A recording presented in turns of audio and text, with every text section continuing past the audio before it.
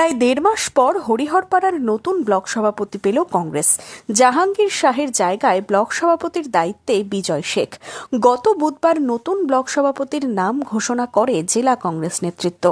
রবিবার বিকেলে ব্লক কংগ্রেস কার্যালয়ে বৈঠক শেষে হয় মিছিল। হরিহরপাড়া ব্লকের প্রথম দিন থেকে যেভাবে মানুষের স্বতঃস্ফূর্ত সারা এদেরকে সাদরে গ্রহণ করেছে, আমি মনে করি অধীর চৌধুরী সঠিক নেতৃত্বের হাতে ব্যাটন তুলে দিয়েছে এবং আজকের দিনটাও পরিষ্কার বোঝা গেল যে আগামী দিন কংগ্রেস হরিহরপাড়া ব্লকে সেই পুরনো জায়গায় আবার স্বমহিমায় ফিরে আসবে, শুধু সময়ের অপেক্ষা মাত্র। গত ২০ ডিসেম্বর হরিহরপাড়া ব্লক কংগ্রেসের পদ থেকে ইস্তফা দেন জাহাঙ্গীর শাহ। তার জায়গায় দায়িত্ব পেয়ে কি জানালেন নবনির্বাচিত ব্লক সভাপতি। নবনির্বাচিত ব্লক সভাপতি হিসাবে সম্মানীয় অধীর রঞ্জন চৌধুরী মহাশয় বিজয় শেখকে রিক্রুটমেন্ট করেছে, পাশাপাশি করেছে আমার ভাই জুলফিকারকে কার্যকরী সভাপতি হিসেবে।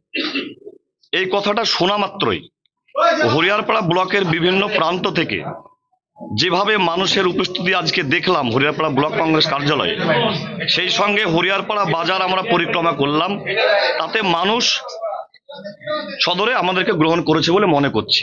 আমরা সকলে কংগ্রেস প্রেমী মানুষদেরকে সঙ্গে নিয়ে আগামী দিনে তৃণমূলের বিরুদ্ধে চোখে চোখ রেখে আমরা দায়িত্ব পালন করব, লড়াই করব এবং কংগ্রেস দলকে প্রতিষ্ঠিত করব।